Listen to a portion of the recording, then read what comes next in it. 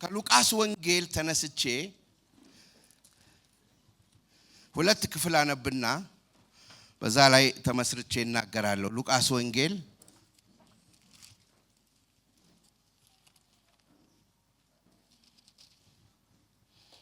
ምዕራፍ 1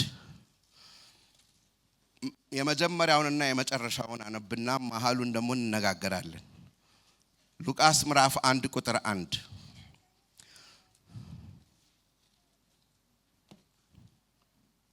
የከበርክ ቴዎፍሎስ ሆይ ከመጀመሪያው በዓይን ያዩትና የቃሉ አገልጋዮች የሆኑት እንዳስተላለፉልን በእኛ ዘንድ ስለተፈጸመው ነገር ብዙዎች ታሪክን በየተራው ለማዘጋጀት ስለሞከሩ እኔ ደግሞ ስለተማርከው ቃል እርግጡን እንድታቅ በጥንቃቄ ሁሉን ከመጀመሪያ ተከትዬ በየተራ ልጽፍልህ መልካም ሆኖ ታየኝ። እግዚአብሔር ይመስገን። ምዕራፍ 24 ደግሞ የመጨረሻው ምዕራፍ ጋር እንሄዳለን።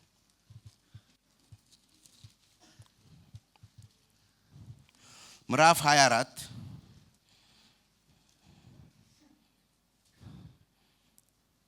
ከቁጥር 45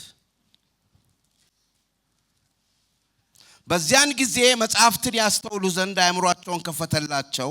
እንዲህም አላቸው፣ ክርስቶስ መከራ ይቀበላል፣ በሦስተኛው ቀን ከሙታን ይነሳል፣ በስሙም ንስሐና የኃጢአት ስርየት ከኢየሩሳሌም ጀምሮ በአሕዛብ ሁሉ ይሰበካል ተብሎ እንዲህ ተጽፏል። እናንተም ለዚህ ምስክሮች ናችሁ። እነሆም አባቴ የሰጠውን ተስፋ እኔ እልክላችኋለሁ። እናንተም ግን ከላይ ኃይል እስክትለብሱ ድረስ በኢየሩሳሌም ከተማ ቆዩ። ክብር ለእግዚአብሔር ይሁን። ኃይል እስክትለብሱ በኢየሩሳሌም ቆዩ በሚለው ላይ ነው። አሜን። ኃይል እስክትለብሱ በኢየሩሳሌም ቆዩ። ስለዚህ ስለ ሉቃስ ወንጌል ትንሽ እንደ መግቢያ ያህል የሉቃስ ወንጌል ትንሽ እናገርና ከዛ በኋላ በተለይ ወደ ምዕራፍ 24 ተመልሰን በሰፊው እንመጣለን። እዚህ ቁጥር 1 ላይ እንደነገርኳችሁ እንግዲህ ሉቃስ ለቴዎፍሎስ ለተባለው ሰው የጻፈው ነው። እንግዲህ ቴዎፍሎስ የሚለው ቃል እንግዲህ የከበርክ ቴዎፍሎስ ይለዋል። ለቴዎፍሎስ የተጻፈ ደብዳቤ ነው ማለት ነው። ቴዎፍሎስ ማለት ቴዎ ማለት እግዚአብሔር ነው። ፍሎስ ደግሞ ፊሌዮ ከሚለው ነው፣ የተወደድክ በእግዚአብሔር የተወደድክ ማለት ነው። እንዲሁም አንዳንድ መጽሐፍ ቅዱስ አዋቂዎች ምናልባት እንዲሁ ሲምቦሊክ ይሆናል እና ለቅዱሳን የተጻፈ ይሆናል ወይም ደግሞ ለአንድ ሰው ቴዎፍሎስ ለሚባል ሰው፣ ምክንያቱም ቃሉ በጣም በጌታ የተወደዳችሁ ማለት ነው ቴዎፍሎስ ማለት። ስለዚህ ምናልባት ለአንድ ሰው ላይሆን ይችላል፣ ለአንድ ሰውም የሰውየውም ስም ሊሆን ይችላል። እና የሚገርም ነገር ነው አጻጻፉ።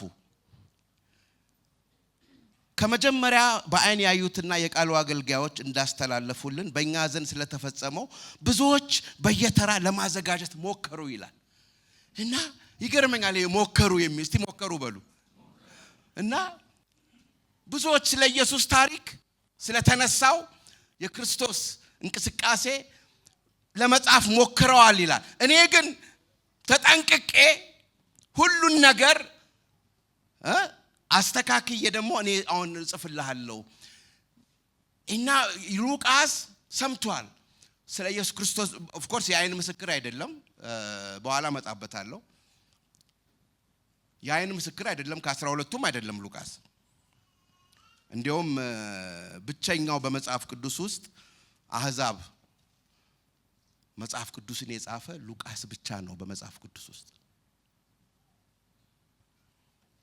ግሪካዊ ሆኖ መጽሐፍ ቅዱስ የጻፈ በሙሉ መጽሐፍ ቅዱስ 64ቱም በአይሁዶች ነው የተጻፉት ከሉቃስ በስተቀር፣ ሉቃስና ሐዋርያት ሥራ። ምክንያቱም ሐዋርያትንም እሱ ነው የጻፈው። እና ሂስቶሪያን ነው፣ ሐኪምም ነው። ጳውሎስ በፊልሞና በሌሎች ቦታዎች ይጠቅሰዋል። የተወደደው ሐኪም ሉቃስ ከኛ ጋራ ነው ብሎ ብዙ ቦታ ይጠቅሰዋል። እና ታሪክ ጸሐፊም ነውና ተጠንቅቄ ይላል። በቃ ሌሎች ብዙ ሞክረዋል ሊጽፉ ስለ ኢየሱስ ብዙ የተጻፉ አሉ፣ በዚህም በዛም ብዙ የተጻፉ። እኔ ደግሞ ተጠንቅቄ የሞከሩት ደግሞ እንደገና እና እንደው በቃ የቀረ ነገር ያለ ወይ ደግሞ እንደው አልረካም መሰለኝ የሉቃስ ወንጌልን ደግሞ እሱ ሰጠን ማለት ነው። ሉቃስ የጻፋቸው ሁለቱ ሉቃስ ወንጌልና ሐዋርያት ሥራ ሲደመሩ ሉቃስን ረጅም የጻፈ ያደርገዋል። ከአዲስ ኪዳን 28% አካባቢ አዲስ ኪዳንን ጽፏል። እና ስለዚህ ብዙ የጻፈ በአዲስ ኪዳን ሉቃስ ነው። አራት መሰረታዊ ትምህርቶች አስተምሯል። አራት በተለይ ጎላ ያሉ ማለት ነው። በሉቃስ ወንጌል ላይ ጎላ ያሉ አራት ትምህርቶች አሉ። ሶስቱን ጠቀስ አረግላችሁና አራተኛው ላይ ነው እኛ የምንቆየው መንፈስ ቅዱስ ላይ ማለት ነው። አንዱ ሉቃስ እየደጋገመ ወይም ደግሞ አንዱ የጻፈው ምንድነው ኢየሱስ ክርስቶስ ዩኒቨርሳል አዳኝ ነው የሚለው ነው። ዩኒቨርሳል ማለት ይጠበቃል አህዛብ ነው። ስለዚህ የአህዛብም ጌታ ነው ብሎ ነው የጻፈው። ክብር ለእግዚአብሔር ይሁን። ማቴዎስን አሁን ስትመለከቱ ሞር ለአይሁዶች ነው። እንዲሁም አንዳንድ ቦታ ላይ ከአይሁዶች ከእስራኤል በቀር አልተጠራውም የሚለው ትዝ ይላችኋል። የኢየሱስ ጌታ የተናገረው ቃል አለ እዛ ላይ። ሉቃስ ኢየሱስን ግን ለዓለም ነው ፕሬዘንት ያደረገው። አንዱ የምታዩበት መንገድ ቤታችሁ ታነቡታላችሁ። ሉቃስ ምዕራፍ 3 ላይ የጌታን የዘር ሐረግ ሲተነትን እስከ በሚገርም መንገድ እስከ መጨረሻ ላይ የአዳም ልጅ የእግዚአብሔር ልጅ ይላል። እስከ ሂዩማኒቲ ነው ሄደው። ማቴዎስ ላይ ስትመለከቱ እንዳልኳችሁ ማቴዎስ ፎከሱ አይሁዶች ላይ ነበረ። ስለዚህ እስከ አብርሃም ነው ሄደው። የማቴዎስ ወንጌል ላይ ስትመለከቱ የዘር ሐረግ አብርሃም ይስሐቅን ወለደ፣ ይስሐቅ ያዕቆብን ወለደ የሚለው እስከ አብርሃም ነው የሚሄደው። ከአብርሃም ነው የሚጀምረው ወይም የሚሄደው። ሉቃስ አሰፋውና የአዳም ልጅ የእግዚአብሔር ልጅ ድረስ ነው ሄደው። ሃሌሉያ ማለት ሂዩማኒቲ ኢየሱስ ለሂዩማኒቲ ሁሉ ነው። አሜን ሃሌሉያ። አዎ ለእስራኤል ማቴዎስም ቢያው በተገለጠለት በተሰጠው ነው የጻፈው። ገብቷችኋል? ሉቃስ ደግሞ አሰፋው እና በቃ ሉቃስ ፎከሱ ኢየሱስ የአሕዛብን ማዳኝ ነው የሚል ነው። የአሕዛብን ማዳኝ ነው ማለት የኔና የናንተ እኮ ማለት ነው። ክብር ለእግዚአብሔር። ሉቃስ ጌታ ይባርከው። ሉቃስ 4 ላይ ስትመለከቱ ምዕራፍ 4 ላይ በኋላ እንመለስበታለን። እዚህ ጥቅስ ላይ ግን ሲናገር በጣም እንደውም የተቆጡት ምዕራፍ 4 ላይ ቁጥር 26 አካባቢ ቁጥር 24 ጀምሮ እንዲህም እላችኋለሁ ነቢይ በገዛ ሀገሩ አይወደድም። ነገር ግን እውነት እላችኋለሁ በኤልያስ ዘመን 3 ዓመት ከ6 ወር ሰማይ ተዘግቶ ሳለ በምድር ሁሉ ብርቱ ራብ በነበረ ጊዜ በእስራኤል ብዙ መበለቶች ነበሩ። ኤልያስ በሲዶና አገር ወዳለች ወደ ሰራፕታ ወደ አንዲት መበለት እንጂ ከነርሱ ወደ አንዲቱ አልተላከም። ወደ ሰራፕታ ሴት ብቻ ነው የሄደው እንጂ ወደ እስራኤል አልሄደም ይላል። ኤልሳንም ይጠቅስና ብዙ ለምጻሞች ነበሩ በእስራኤል። ግን ኤልሳ ከሶርያዊው ከንዕማን በቀር አንድን እንኳን አላነጻም። ቁጥር 28 ላይ በምኩራብም የነበሩት ሁሉ ይህን ሰምተው ቁጣ ሞላባቸው ይላል። እና ኢየሱስ ለአሕዛብም ነው። እንዲያውም አንዳንድ ጊዜ ትኩረቱ ሞር ወደ አሕዛብ ነው። ክብር ለእግዚአብሔር ይሁን። ወደ ሰራፕታይቷ ሴት፣ ወደ ሶርያዊው ንዕማን ዩኒቨርሳል ሴቪየር። አሜን። ሉቃስ በተለየ ፐርስፔክቲቭ ነው የሚጽፈው። ሁለተኛው ቶሎ ነው የሚሄደው። በእያንዳንዱ ላይ ብዙ አልቆይም። ኢየሱስ የድሆች አምላክ ነው በሉቃስ ወንጌል ላይ። ኦ ሃሌሉያ። እስቲ ኢየሱስ የድሆች አምላክ ነው በሉ። ይሄ የሉቃስ ቬሪ ሲሪየስ አጀንዳ ነው። ቬሪ ሲሪየስ። እኛ ኤቫንጀሊካሎች ወንጌል አማኞች ሲሪየስ አይደለንም በድሆች ጉዳይ። ከቅርብ ጊዜ ወዲህ እግዚአብሔር እየገለጠልኝ ያለው ነገር ወንጌል ስርጭት ያለ ድሆች አገልግሎት ሙሉ አይደለም። ዛሬ ጠዋት ስለ ሪቫይቫል ሳነብ ነበር። አሜሪካ የተነሳው የአሱዛ ሪቫይቫል የሚባል ይሄው እኛ ሁሉ የዛ ፍሬ ነን። ይሄ የመንፈስ ቅዱስ የጸጋ ስጦታዎች የልሳን ለ1900 ዓመት ጠፍቶ ነበር ከቤተ ክርስቲያን። ከበዓለ ሃምሳ በኋላ ቀስ እያለ በ50 100 200 ዓመት በኋላ እየጠፋ ሄዶ ነበር። ከዛ እንደገና የተቀጣጠለው 1900 ዓመተ ምህረት የዛሬ 100 ዓመት በሎስ አንጀለስ አሱዛ ሪቫይቫል የሚባል ነው። ተምሱ በጣም ረጅም ታሪክ ያለው ነው የአሱዛ ሪቫይቫል። እኔም ሄጄ ቦታውን አይቼዋለሁ። እዛ የዛሬ 100 ዓመት ሪቫይቫል ሲነሳ ከዛ ፍሬ በመንፈስ ቅዱስ የተሞሉት ምን ያረጉ ነበር? ቮለንቲር ያረጉ ድሆችን ይረዱ ነበር ይላል። በየማህበራዊ እንቅስቃሴዎች ውስጥ በየድርጅቶች ውስጥ በየምን ውስጥ ራሳቸውም ያቋቋሙ በቃ ከተማ ውስጥ በሙሉ በቃ ድሆችን ይረዱ ነበር። ኢየሱስ ይባረክ። ኢየሱስ የድሆች ወዳጅ ነው። ሉቃስ ምዕራፍ 4 ላይ የመጀመሪያ ገና አገልግሎት ሲጀምር የነብዩን የኢሳይያስን መጽሐፍ ሰጡት ይላል። እሱንም መጽሐፉን ተርትሮ የጌታ መንፈስ በኔ ላይ ነው ብሎ ነው የጀመረው። ለድሆች ወንጌልን እሰብክ ዘንድ ቀብቶኛልና። ክብር ለእግዚአብሔር ይሁን። ለታሰሩት መፈታት፣ ለዕውሮች ማየት ሰብክ ዘንድ፣ የተጠቁትን ነፃ ወጣ ዘንድ፣ የተወደደችውንም የጌታን ዓመት ሰብክ ዘንድ ልኮኛል።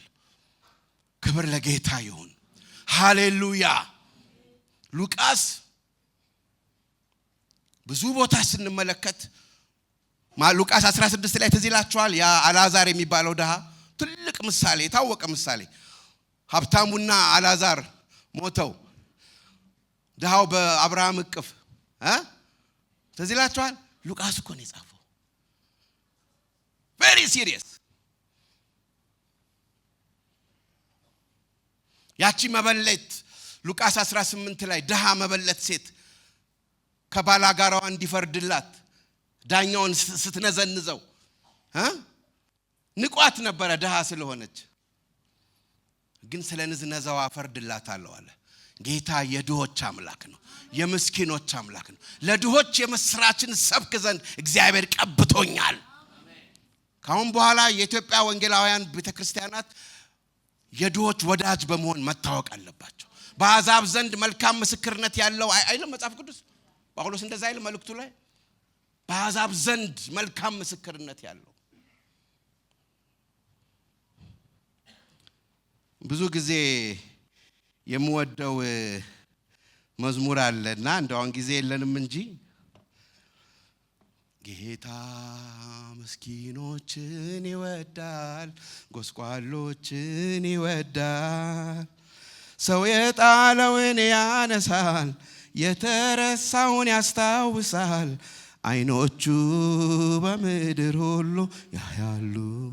ለዓይነ ስውራን መሪ ነው፣ ለአካለ ስንኩል ድጋፍ ነው። ለረሃብተኞች መጋቢ፣ ወላጅ አልባውን ሰብሳቢ። ለድሃ አደጎች አባት ነው፣ ለመበለቶች ዳኛ ነው። ሐዘንተኛውን ያጽናናል፣ ጌታ ለሁሉም ይሆናል። ጌታ ሰርግ ቤት ይገኛል፣ ውሃን ወይን ጠጅ ያደርጋል። በለቅሶ በሐዘን ቦታ ተገኝቶ ያጽናናል ጌታ። የምስኪኖች አምላክ ነው ይለናል ሉቃስ። እግዚአብሔር ቀብቶኛል። አኖይንቲንግ ማለት ልሳን መናገር ብቻ አይደለም፣ ለድሆች ነፃነትን ማወጅ ነው። ለድሆች ተስፋ መሆን ነው። አብርሃም ሊንከን ምን አለ? አይ ቲንክ እግዚአብሔር ድሆችን በጣም ይወዳቸዋል፣ ምክንያቱም ብዙ አድርጎ የፈጠረው እነሱ ነው አለ። አብርሃም ሊንከን የአሜሪካ ፕሬዚደንት እንዴት እንደተረዳ መገለጥ ነው የመቼው። ህመምተኛውን ደጋፊ፣ አስተማሚ አልጋ አንጣፊ፣ ሐኪም ነው በሽታን ያውቃል፣ ፈዋሽ ነው ነፃ ያወጣል። ታሜ ጌታ ይባርከው ገብቶታል። ለድሃ አደጎች አባት ነው፣ ለመበለቶች ዳኛ ነው። ማን ይሟገትለት ለድሃው? ሉቃስ ግን ለድሆች የምስራችን ሰብክ ዘንድ እግዚአብሔር ቀብቶኛል። ሐዋርያው ጳውሎስ ገላትያ ላይ እንደሚናገረው እንደው በከንቱ ሮጬ እንደሆን ብዬ ወደ ሐዋርያት ሄድኩ ይላል። ወደ ኢየሩሳሌም ሄድኩ ይላል። ወደ ኢየሩሳሌም ነገርኳቸው፣ ጌታ በእኔ ያደረገውን ተረኩላቸው ይላል። 12ቱ የኢየሱስ ሐዋርያት ከጌታ ጋር 3 ዓመት ጳውሎስ ኢየሱስን አያውቀውም በመገለጥ ነው እነዚህ ግን አማድ የሆኑት የቤተ ክርስቲያን አዳመጡት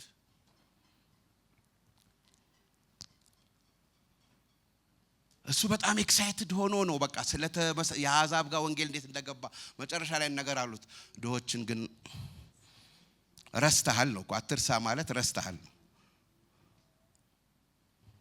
የኢትዮጵያ ወንጌላውያን ቤተክርስቲያን እዛ ጋር ክፍተት አለብን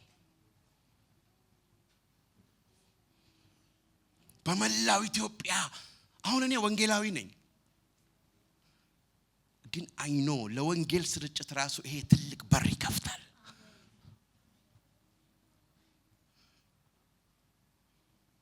ብዙ በዚህ ላይ መቆየት እንችላለን ግን ወደሚቀጥለው ሄዳለሁ አንድ ነገር ብቻ እዚህ ላይ መናገር የምፈልገው ሉቃስ 10 ላይ ትንሽ እሷን ብቻ ተናግሬ ወደሚቀጥለው ሄዳለሁ አይ ቲንክ ሁሉንም ማንበብ አይተበቅብኝም ጊዜ ለመቆጠብ ሉቃስ 10 ከ29 እስከ 37 የሳምራዊው ታሪክ የምስኪኖች የተገፉት አምላክ ነው በወንበዴዎች ተደብድቦ ሜዳ ላይ የወደቀ ያጣጣረ የነበረ ሰው ካህኑ መጥቶ አለፈው ይላል ሌዋዊው መጥቶ አለፈው ይላል አንድ ሳምራዊ ሰው ግን የማይጠበቅ ሰው መጥቶ አዘነለት ቁስሉን አጠበለት ዘይት አፈሰሰለት ወደ ማረፊያ ወደ እንግዶች ቤት ወሰደ እባካችሁ በደንብ ተንከባከቡት ተጨማሪ ገንዘብ ካስፈለገ እኔ እሰጣለሁ ብሎ ገንዘብ ሰጥቶ ሄደ ኢየሱስ ይሄ ነው ትክክለኛ የሚገርማችሁ ደሴ ሆኜ አንድ መልእክት ፕሮግራሙ ላይ ላቀርብ አሁን የዛሬ ወር ደሴ ነበርኩና ጌታ መልእክቴን ቀየረው አይ ቲንክ እንዲያውም ቤተክርስቲያን ውስጥ ሆኜ መሰለኝ አምልኮ ላይ ብዙ ጊዜ እኔ አምልኮ መካፈል እወዳለሁ ምክንያቱም ሴንስ ተለይ መልእክት ለሚያቀርቡ ሰዎች አምልኮ መካፈል ኢምፖርታንት ነው ጉባኤውን አንዳንዴ መልእክቱን ያስቀየረናል ጌታ የህዝቡን ፍላጎት ወቅታዊ መልእክት ቤታችንም ይነግረናል አንዳንዴ ደግሞ እዚህ ያረጋግጥልናል እና በውስጤ ሳምራዊው ኢየሱስ ብለህ ስበካለኝ እጂ አዲስ ስብከት እዛ ቁጭ ብዬ ለሰብክ 5 ደቂቃ ነው የቀረኝ ግን ሐሳቡ በርግጥ የተያያዘ ነው ግን አንደኛ ኢየሱስ ሳምራዊ አይደለም ሳምራዊው ኢየሱስ ብዬ ደስ የሰበኩ እስካሁን አይረሱትም ጳውሎስ ምን አለ ከአይሁዶች ጋር እንደምን ሆናለሁ እንደ አይሁድ ሆናለሁ ከግሪኮች ጋር ኢየሱስ ያቺን ሳምራዊቷን ሴት እንደ ሳምራዊ ሆኖ አላነጋገራትም ዝቅ ብሎ አንተ አይሁዳዊ ስትሆን ከኔ ከሳምራዊቷ ጋር እንደ ሳምራዊ ሆኖ የተናቁ ሳምራውያን ክልስ የሚባሉ የጠራ ዘር የላቸውም የዘረኝነት መንፈስ ያኔም ነበርኩ እግዚአብሔር ይገስጸው ቤተክርስቲያን ከዚህ ነፃ መሆን አለባት ሃሌሉያ ክብር ለእግዚአብሔር ይሁን እና እዚህ ደግሞ ሉቃስ 10 ላይ ደግሞ ይሄ ሳምራዊ ሰው ትላንትና አንድ ማብራሪያ ነበርና በጣም ገረመኝ አንድ እግዚአብሔር ሰው ስለዚህ ክፍል የተናገረው ሌሎቹ ትተውት ሄዱት አለ ካህኑና ሌዋዊው most probably ሳያዝኑለት ቀርተው አይደለም ወገኖቼ ሲምፓቲ ይኖራል ሲምፓቲ ማለት ሲያሳዝን I'm so sorry good luck ሲምፓቲ ይባላል ይሄ በቃ እንደው ማዘን እንደው ዝም ብሎ አይደለም በቃ እንደው በእንግሊዘኛው ደግሞ ኤምፓቲ የሚባል ኤምፓቲ ደግሞ በዛ ሰው ቦታ ሆኖ መሰቃየት የዛን ሰው ህመም መረዳት እግዚአብሔር እንደዛ ያርገን ካህኑና ሌዋዊው ሲምፓቲ ነበራ ሲምፓታይዝ አርገዋል ጉድ ሳማሪታን ሳምራዊው ግን ኤምፓታይዝ ነው ያደረገው እኔስ ብሆን አይነት ነው ገብቷችኋል በቦታው ቆመ ይላልና ምናልባት ሌዋዊውና ካህኑ አልፈውት የሄዱት ወንበዴዎቹ በአካባቢው ሊኖሩ ይችላሉ እኮ ወንበዴው ስለደበደቡት እንግዲህ ገና ተደብድቦ እዛ ወድቋል። ምናልባት ፈርተው ይሆናል አለ ያ እግዚአብሔር ሰው እነሱን እንዳይደበድቧቸው እንደ አዩና ሲምፓቲ ያርገው አዝነው የመንቆንቆ መንፈስ ሄዱ። ሳምራዊው ግን ሴንስ ያረጋል። ወንበዴው እሱንም እኮ ሊደበድቡት ይችላሉ። ቶሎ ማምለጥ ነው እንጂ ብልጥነት ቶሎ ማምለጥ ነው። ብልህነት ግን መርዳት ነው። ብልጥና ብልህ ይለያል። መጽሐፍ ቅዱስ ብልጥ ነው አላለንም፣ ብልህ ሁኑ ነው ያለን። ቆማ በቃ እውነተኛ ፍቅር ይሄ ባልንጀራህን እንደራስህ ውደድ የሚለው ያስቆማችኋል። ያስቁመን ጌታ። ችግር ስናይ እንድቁም ቆመና አየው፣ አዘነለት። ባልንጀራን መውደድ ስሜት ብቻ አይደለም። I love you ምናምን I love you you love me ድሮ ልጆች ሆነን ምንድነው አንድ life is blind God is kind ነው። እናንተ አታውቁትም አሁኖቹ። ባልና ሚስት ወድሻለሁ ወድሃለሁ ይባባላሉና ያስቀድመኝ ይላታል። ካንቺ እኔን ያስቀድመኝ። አረ እኔን ያስቀድመኝ ምን በወጣት ትለዋለች። አረ እኔን ከዛ አንድ ቀን አያሞት በራን ኳኳ አሉ። ከዛ ሰውየው ሳሎን ነው፣ እሷ ወጥ ቤት ነች። ከዛ ማን ነው ገባ? አያሞት ነኝ አለው ባልየውን። በስመ አብ ወልድ። እዚህ አሁን ከመጣው ነው ደግሞ በስመ አብ ወልድ የሚል የሰማሁት። ድሮ በስመ አብ ወልድ መንፈስ ቅዱስ ነበር እና የሆነ በስመ አብ ወልድ ሲሉ መንፈስ ቅዱስስ አልኳቸው። አይ በስመ አብ ወልድ ነው የሚባለው አሉኝ። ስለዚህ አይ ቲንክ ሲያየው በስመ አብ ወልድ ሳይል አይቀርም። አንዳችሁን ልወስድ መጥቻለሁ፣ ወይ አንተን ወይ እሷን፣ ማንን ልውሰዳለሁ? ሞት እኔን እንዳይል የነፍስ ነገር ነው። እሷን እንዳይል እኔን ያስቀድመኝ ብሏል። ስለዚህ ቀስ ብሎ ሳታይ ወደ ወጥ ቤት አሻለና ወጥ ቤት ገባ። አያሞት ነኝ አላት። በስመ አብ ወልድ እኔ እንጃ ብላ ይሆናል እንግዲህ እንደዛ። ካንቺ ወይ ከሱ አንዳችን መውሰድ አለብኝ ዛሬ። እሷም ነፍስ ጉዳይ ሆነባት። እሷም ቀስ ብላ ወደ ሳሎን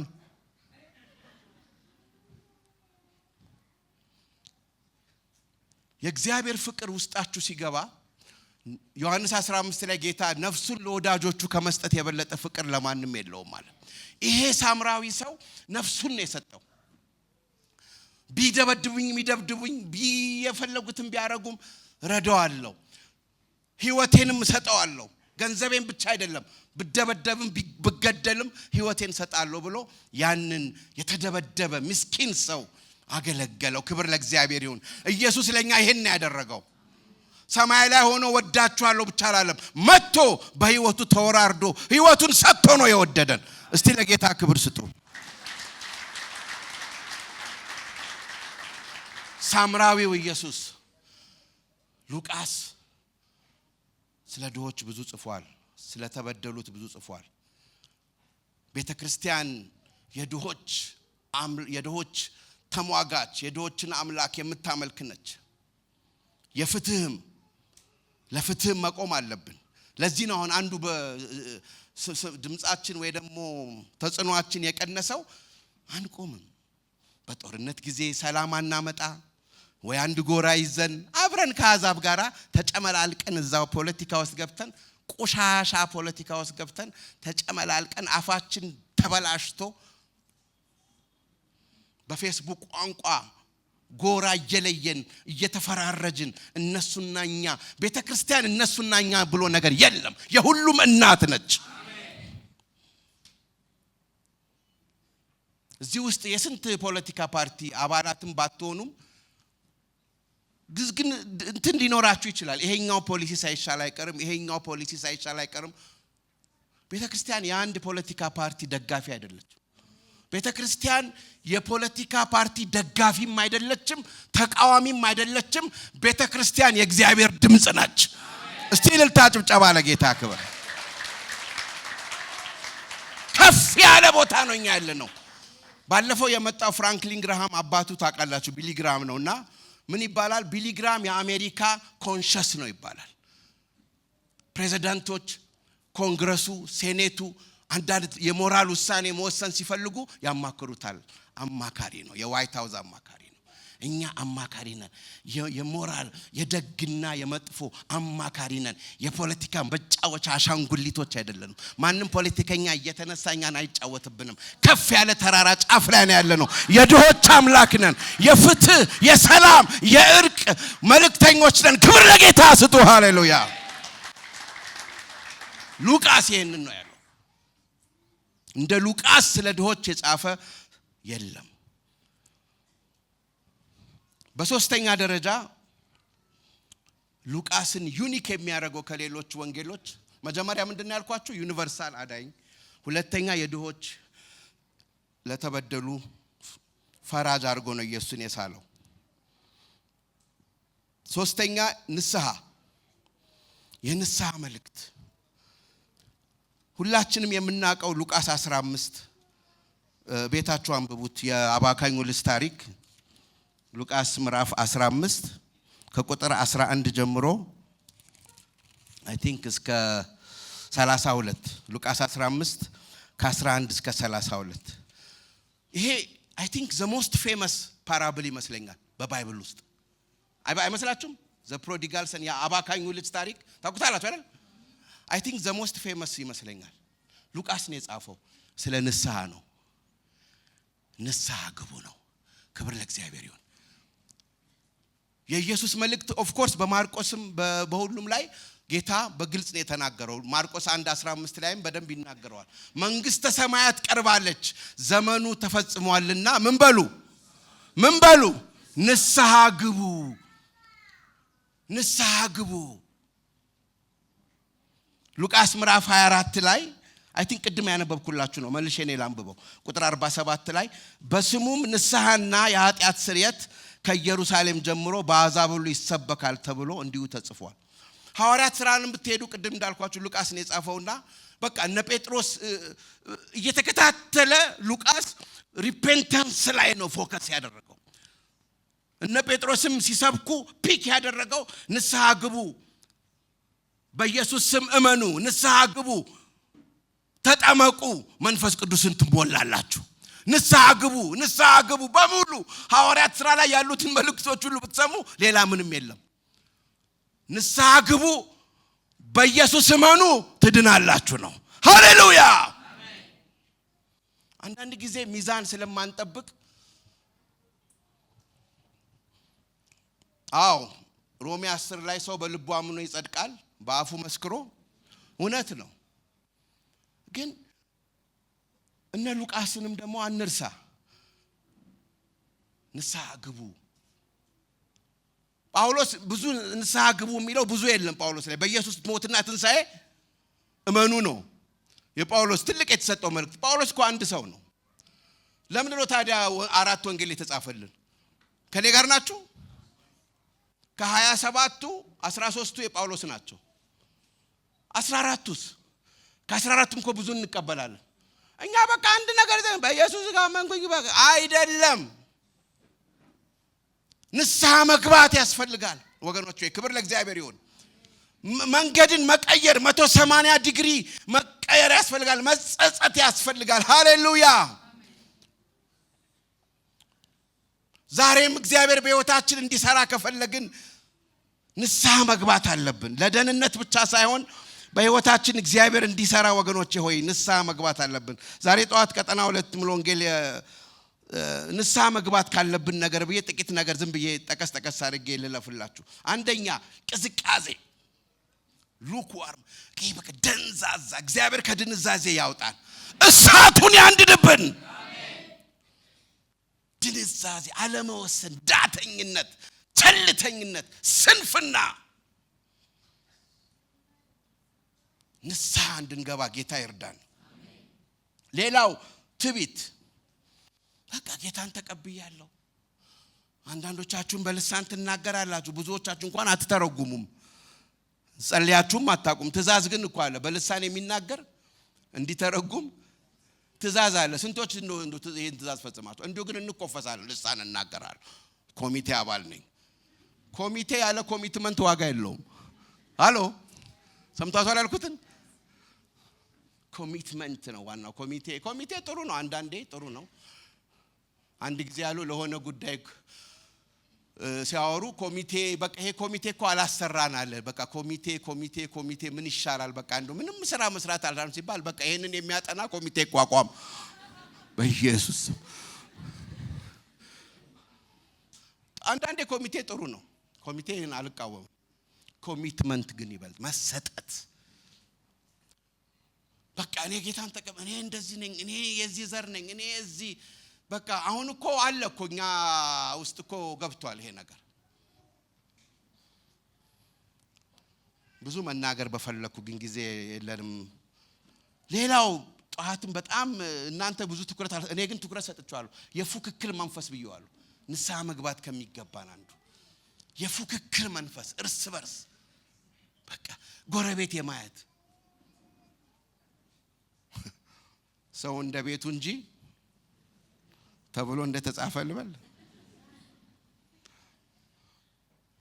በቃ ይሄ እንዲያውም አንዳንድ ሰዎች ሲናገሩ ሰምተናል። ክፍለ ሀገር ገጠር መኖር እንዴት ጥሩ ነው። አንዳንዶች ከገጠር መጥተው ይጨናነቃሉ። እዚህ በቃ መኪናው፣ ግርግሩ፣ በቃ የሰው የድሃውና የሀብታሙ ልዩነት አይጨንቃችሁም? አንዳንዴ አይጨንቃችሁም? እኔ አንዳንዴ በታክሲ ሲሄድ ወይ በመኪና ሲሄድ በቃ እንደዚህ ሰዎች አሁን እንኳን እዚህ ጋር አይቻለሁ እና የመጣሁበት ታክሲ ጠይቁ፣ ምንድነው ሁሉ የተሰለፈው? ትራንስፖርት እየጠበቀ ነው አሉ። ያስጨንቃል። የኢኮኖሚ ልዩነቱ ያለው እርኩሰት፣ ማስታወቂያዎቹ እንደው እግዚአብሔር ይስጣቸው። እንደ ይሄ ቢራ ዊስኪ ማስታወቂያ እኮ አጠለቅሎት ነበር ከተማውን። እኔ በጣም ነበር የምጸልየው የነበረው። እና ሌላ ኮምፒቲሽን በአጠቃላይ በቃ ጎረቤቴ እንደዚህ፣ እኔ እንደዚህ፣ እኔ ነገሌ ቤት ገዝተው ነገሌ። በተለይ እህቶች ትታጋላችሁ በዚህ ነገር። ቀንሱ ትንሽ። ልጆች ስላሏችሁ ይገባኛል። ለልጆቻችሁ መልካም ነገር እንዳይቸገሩ፣ እናንተ እንደተቸገራችሁ እንዳይቸገሩ ስለምትፈልጉ ነው። በቃ ነገሌ የሚለብሱት ልብስ ወይኔ ነገሌ እገሊት እንደዚህ ነው። ውስጥ ለውስጥ የክርስቲያኑን ጸጋ የበላ ነገር ነው። በቃ በዚህ ምክንያት ከጸሎት ምናልባት ፓስተሮች ቢጠየቁ ስንት ሰው ነው ፕሮግራም ጸሎት የማይመጣው? ጥሩ ነው መነገድ፣ ጥሩ ነው መስራት፣ ግን እንደው በሙሉ ሙልጭ አድርጎ አይውሰዳችሁ። አንዱ ሲጸልይ በቃ ከሱቅ ዘግቶ ነው የመጣውና በቃ ሲጸልይ ሰው በቃ ሞቅ ያለ ጸሎት ነው። እሱ ሂሳቡን ያስባል፣ ወጪና ገቢውን። ሰው አሜን ሲል 50 ብር አለስ። እና ወገኖቼ ሆይ ሁሉም የምኖርበት ኑሮ ይበቃኛል። አሜን። በቃ ምኖርበት ኑሮ ይበቃ። አስቀድማችሁ መንግስቱን፣ ሌላው ንስሐ ልንገባበት የሚገባ ሁላችንም እኔንም ያጠቃልላል። ፍርሃትና ጭንቀት፣ አለመፍራት፣ አለመጨነቅ። ነገ የእግዚአብሔር ነው። አሜን። ነገ እኮ ላንኖር እንችላለን። ምን አስጨነቃችሁ? በዛሬ ኑሩ። አንድ የእግዚአብሔር ሰው ሲናገር ወገኖች ሆይ አለ፣ በመንግስተ ሰማይ ካሌንደር የለም አለ። ዋው! ትላንት የለም፣ ነገ የለም። ሁሉ ነገር አሁንና ዛሬ ነው። በቃ በዛሬ ኑሩ። ኢየሱስ ምን አለ? ለቀኑ ክፋቱ ስትጨናነቁ የእግዚአብሔር መንፈስ እንዳይሰራ ትከለክሉታላችሁ። ዛሬ ንስሐ ግቡ። ጌታ አልጨነቅም ካሁን በኋላ። ለምን የምትጨነቁት? ዛሬ ልንጠራ እንችላለን እኮ። ኢምፐርማነንት የሆንን ፍጥሮች እኮ ነን። ኢምፐርማነንት ነን፣ ፐርማነንት አይደለም። መጨረሻ ላይ የሥጋ ስራዎች ገላትያ 5 ላይ ያሉት የርኩሰት የሥጋ ስራዎች በሙሉ ታውቋቸዋላችሁ 16ቱ። እና ንስሐ ሉቃስ ንስሐ ላይ ሲያተኩር እንመለከተዋለን። የመጨረሻው መንፈስ ቅዱስ ነው። እንደ ሉቃስ ስለ መንፈስ ቅዱስ የጻፈ የለም። እንደ ሉቃስ ስለ መንፈስ ቅዱስ ዮሐንስ ወንጌል ከምዕራፍ 14 እስከ 16 በጣም ተጽፏል። ትዝ ይላችኋል። የእውነተኛው መንፈስ አጽናኙን መንፈስ ልክላችኋል። ትዝ ይላችኋል የቃል ምዕራፍ 16 ምዕራፍ 14 ግን በኦቨርኦል ይወላችሁ ዮሐንስ ወንጌል ስለ ሆሊ ስፒሪት ፐርሰናሊቲ ነው የጻፈው። አዘ ፐርሰን እሱ እኔ ነገርኳችሁን ሁሉ ያሳስባችኋል፣ እኔ ብሄድ አጽናኙን ልክላችኋለሁ። አዘ ፐርሰን ነው የጻፈው። ሉቃስ አዝ ፓወር ነው የጻፈው። ሉቃስ ወንጌል ላይ ብዙ ስለ ፐርሰናሊቲው አታዩ። ስለ መንፈስ ቅዱስን ኃይሉን ነው የምታዩት። ክብር ለእግዚአብሔር ይሁን። ብዙ ነው የጻፈው። ሁለቱም ያስፈልጋል። ሁለቱንም ማማር ማጥናት አለብን። ጥልቅ ነው። ዮሐንስ ወንጌል ላይም ያለው ጥልቅ ነው። ብዙ ግን ስለ ሆሊ ስፒሪት ለምሳሌ ምዕራፍ 1 ላይ ሉቃስ ወንጌል ገና ኢየሱስ ሲወለድ በመንፈስ ቅዱስ ኃይል ተወለደ ይለናል። ሃሌሉያ። መንፈስ ቅዱስ በአንቺ ላይ ይመጣል፣ የልዑልም ኃይል ይጸልልልሻል፣ ካቨር ያደርግሻል። ምዕራፍ 3 ላይ መጥምቁ ዮሐንስን ጠቅሶ ሲጽፍና ያወለን ሉቃስ እኔ በውሃ አጠምቃችኋለሁ፣ ከኔ በኋላ የሚመጣው ግን በመንፈስ ቅዱስና በእሳት ያጠምቃችኋል። ሃሌሉያ። ሉቃስ 4 ቅድም ያልኳችሁ የጌታ የእግዚአብሔር መንፈስ ሌላ ቦታ እኮ አልተጻፈም ይሄ ቃል። ሉቃስ ላይ ብቻ ነው ይሄ ቃል የተጻፈው። ኢሳይያስ 60 ጠቅሶ የጌታ የእግዚአብሔር መንፈስ በእኔ ላይ ነው የሚለው ሉቃስ ላይ ብቻ ነው። እዛው ሉቃስ 4 ላይ የሚገርማችሁ በጣም ልቤን የሚነካው እንዲያውም ሉቃስ ምዕራፍ 4 ቁጥር 1 ላይ ራሱ ኢየሱስ መንፈስ ቅዱስ ሞልቶበት ከዮርዳኖስ ተመለሰ ይልና በመንፈስ ቅዱስ ተመርቶ ደግሞ ወደ ምድረ በዳ ሄደ ይላል። ሃሌሉያ። በአንድ ጥቅስ ላይ ሁለቴ መንፈስ ቅዱስን ጽፏል። ምን አይነት ጴንጤ ነው ባካችሁ ይሄ ሉቃስ።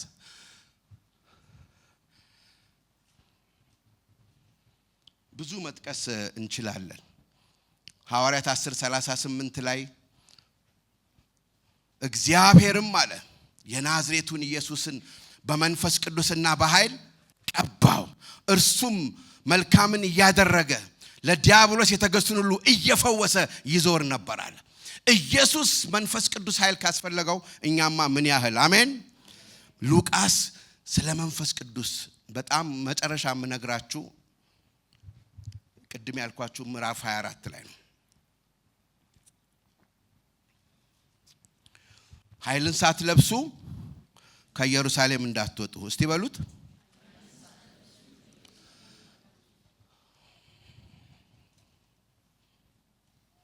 አስራ 15 ደቂቃ ይቀረኛል ከተሰጠኝ ጊዜ። ኃይልን ሳንለብስ ከዚህ ቤት እንዳንወጣ ዛሬ ማራካሻን ታራላማካዲያ።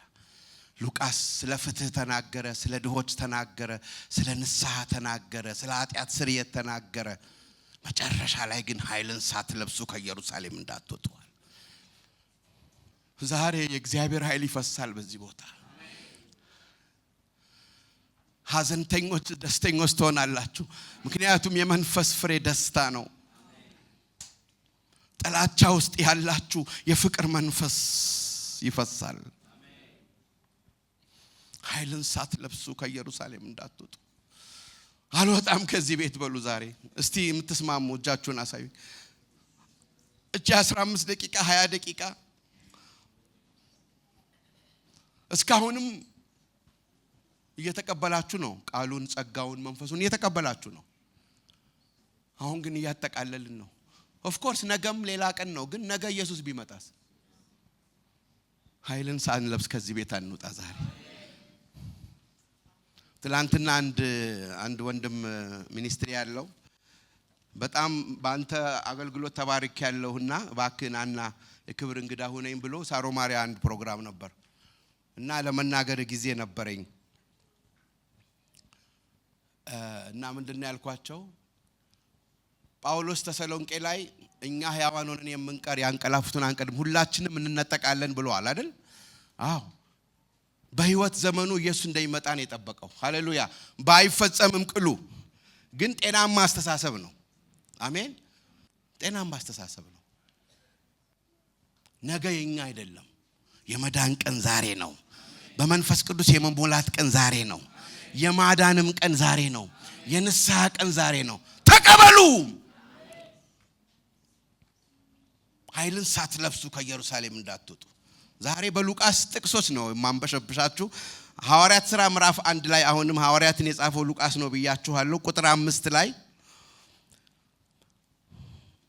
ከቁጥር 4 ጀምሮ ላንብበው 1 4 እና 5 ከነርሱ ጋር አብሮ ሳለ ከኢየሩሳሌም እንዳይወጡ አዘዛቸው። ነገር ግን ከኔ የሰማችሁትን አብ የሰጠውን የተስፋ ቃል ጠብቁ። ዮሐንስ በውሃ አጥምቆ ነበር፣ እናንተ ግን ከጥቂት ቀን በኋላ በመንፈስ ቅዱስ ትጠመቃላችሁ። በመንፈስ ቅዱስ ትጠመቃላችሁ። ከዛ ቁጥር 8 ላይ መንፈስ ቅዱስ በእናንተ ላይ በወረደ ጊዜ ኃይልን ትቀበላላችሁ፣ በኢየሩሳሌም በይሁዳ በሰማርያ እስከ ምድር ዳር ምስክሮቼ ትሆናላችሁ። ማን ነው የተናገረው? ማን ነው? ሉቃስ። ምዕራፍ 2 ላይ በዓለ ሃምሳ የተባለው ቀን በደረሰ ጊዜ ሁሉም በአንድ ልብ ሆነው አብረው ሳሉ ድንገት እንደሚነጥቅ አውሎ ነፋስ። ማቴዎስ፣ ማርቆስ፣ ሌሎቹ አልጻፉም። በቃ እግዚአብሔር በሉቃስ በኩል ነው የነገረን። ከሰማይ ድምጽ መጣ፣ የነበሩበትን ቤት ሁሉ ሞላው። እንደ እሳት የተከፋፈሉ ልሳኖች ታዩአቸው፣ በእያንዳንዳቸው ላይ ተቀመጡባቸው። ባንቺ ላይ ባንተ ላይ እሳቱ አሁን ይመጣል። ኃይሉ ይመጣል። አሁን ተዘጋጅታችኋል? ስንት ሰው እስቲ ያምናል ጌታ ይሄን ያደርጋል ዛሬ? ተቀበሉ።